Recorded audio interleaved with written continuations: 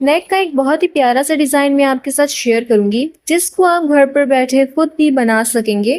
तो चलिए वीडियो को शुरू करते हैं।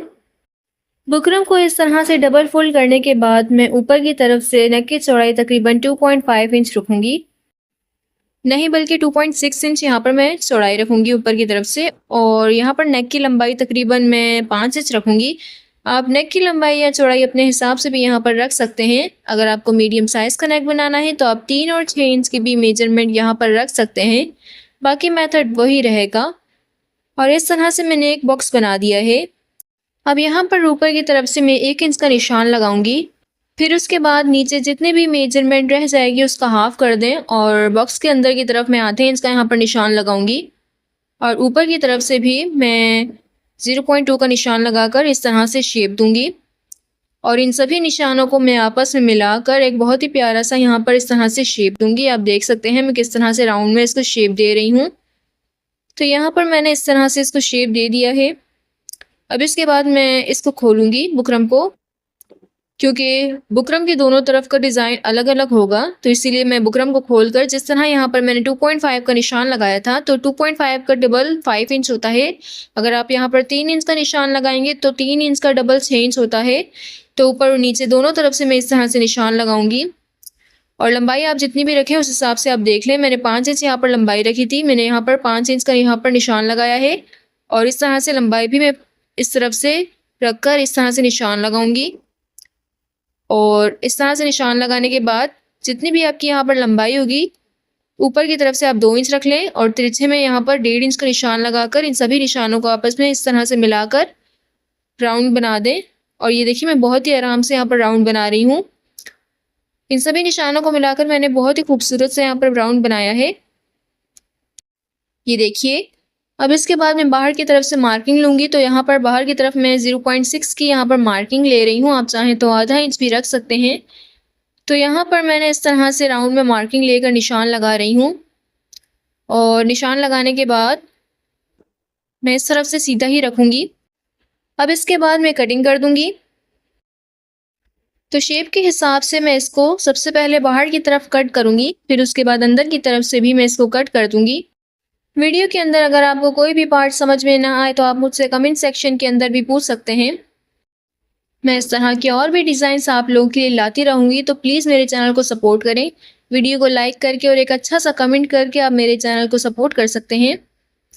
और शेप के हिसाब से मैं अंदर की तरफ से भी इसको कट कर दूँगी, ये देखिए। कटिंग करने के बाद मैं इसको फैब्रिक के ऊपर आयरन कर दूँगी। तो हमने यहाँ पर कटिंग कर दी है तो अब इसको मैं अच्छे से फैब्रिक के ऊपर आयरन करूँगी।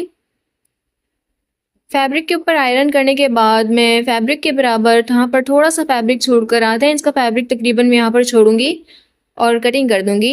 अब चाहें तो यहाँ पर स्टिच कर लें, लेकिन यहाँ पर मैं फैब्रिक ग्लू का इस्तेमाल करूँगी। और फैब्रिक ग्लू के इस्तेमाल की मदद से जो हमने बाहर की तरफ फैब्रिक छोड़ा है अंदर की तरफ मैं पेस्ट कर दूँगी, क्योंकि ये पीछे पलट कर तुरपाई होनी है। आप चाहें तो फैब्रिक ग्लू लगाने के बाद इसको स्टिच करके पीछे की तरफ तुरपाई कर सकते हैं। पेस्टिंग करने के बाद मैं मेन फैब्रिक के ऊपर इसे रखूँगी और मेन फैब्रिक के ऊपर मैं इसे रखकर बुकरम के बराबर मैं इसको स्टिच कर दूँगी। तो डिज़ाइन के हिसाब से जिस तरह से हमने बुकरम की डिज़ाइन की कटिंग की है इस हिसाब से मैं इसको स्टिच करूँगी। तो रिसेंटली ही मैंने टिकटॉक पर नया अकाउंट बनाया है जो मेरे ही नाम से है। देखने के बाद पता चला कि मेरी सभी वीडियोस को कॉपी करके वहां पर अपलोड कर रहे हैं, तो प्लीज़ ऐसा ना करें। किसी और की मेहनत को चुरा कर अपना कहना ये बहुत ही गलत बात है। मैंने ऑफिशियली ही अकाउंट अपना टिकटॉक पर बनाया है। वो लोग जो मेरे काम को पसंद करते हैं मुझे वहाँ पर भी फॉलो कर सकते हैं। लिंक आपको डिस्क्रिप्शन के अंदर मिल जाएगा। यहाँ पर मैंने स्टिचिंग कर ली है। अब इसके बाद सिलाई के बराबर मैं यहाँ पर थोड़ा सा फैब्रिक छोड़कर इसको कट कर दूँगी। तो सिलाई के बराबर मैं आधे इंच से भी कम यहाँ पर फैब्रिक छोड़ूंगी और इस तरह से मैं कटिंग कर दूँगी। अगर आप ज़्यादा फैब्रिक यहाँ पर छोड़ेंगे तो पीछे आपको पलटने में बहुत ज़्यादा प्रॉब्लम होगी।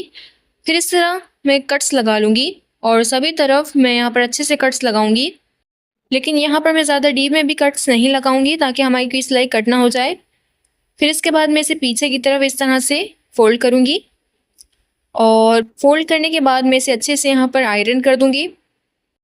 और ये देखिए मैं बहुत ही आराम से पीछे की तरफ फोल्ड कर रही हूँ। अगर आपके कट्स अच्छे से लगे होंगे तो आप भी आराम से इस तरह से फोल्ड कर सकेंगे। तो इसके बाद मैंने इसको अच्छे से आयरन किया है, तो पीछे की तरफ मैं इस तरह से हैंड स्टिच कर दूंगी।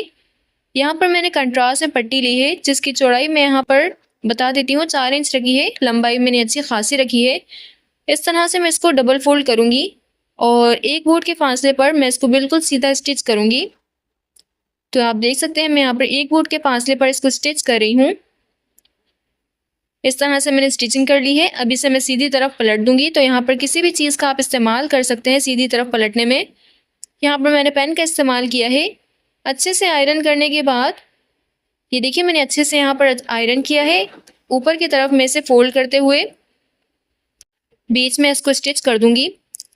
और यहाँ पर फ्रिल बनाते हुए आपको इस बात का ख्याल रखना है कि सभी की चौड़ाई एक जैसी हो। आप जितना बीच में गैप ले रहे हैं उन सब का गैप एक जैसा हो। तो यहाँ पर भी मैं अंदाजे के साथ ऊपर की तरफ फोल्ड करते हुए इसको बीच में स्टिच कर रही हूँ। आप बीच में क्रीज लाइन बनाकर भी इसको स्टिच कर सकते हैं। अगर आप मेरी वीडियो पहली बार देख रहे हैं तो मेरे चैनल को विजिट करना नहीं भूलिएगा। मैंने अपने चैनल पर हर तरह के नेक डिज़ाइन, ट्राउज़र डिज़ाइन और स्लीव डिज़ाइन को अपलोड किया हुआ है। प्लेलिस्ट के अंदर भी मैंने अपने तीनों डिज़ाइंस के सेक्शंस बनाए हुए हैं। आप चाहें तो प्लेलिस्ट के अंदर जाकर भी उन तीनों सेक्शंस को चेकआउट कर सकते हैं। अगर आपका यहाँ पर कोई भी फेवरेट डिज़ाइन है तो मुझे कमेंट सेक्शन में ज़रूर बताएं। मैं इस तरह की और भी डिज़ाइन आप लोगों के लिए लाती रहूँगी।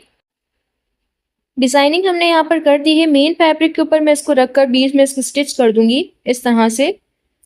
और जो हमने सिलाई लगाई थी इसी सिलाई के बीच में मैं इसको रख कर स्टिच करूँगी। ये देखिए मैं बहुत ही आराम से यहाँ पर इसको स्टिच कर रही हूँ। तो यहाँ पर मैं इसे बिल्कुल नीचे तक स्टिच कर दूँगी। लॉन्ग वीडियोस के साथ मैं शॉर्ट्स भी अपलोड करती रहती हूँ और शॉर्ट्स में मैं हर तरह के डिज़ाइन और स्विंग से related tips and tricks share करती रहती हूँ। तो आप मेरे शॉर्ट्स को भी चेकआउट करना नहीं भूलिएगा। और इस तरह से यहाँ पर मैंने स्टिचिंग कर ली है। ये देखिए यहाँ पर मैं ऊपर और नीचे डबल सिलाई लगाऊंगी ताकि ये खुल ना जाए। सुई धागे की मदद से यहाँ पर मैं अब हैंड स्टिच करूँगी। तो इन डिज़ाइन को बीच में रखते हुए इस तरह से मैं फोल्ड करूँगी और यहाँ पर मैं नीडल की मदद से इसे हैंड स्टिच करूँगी।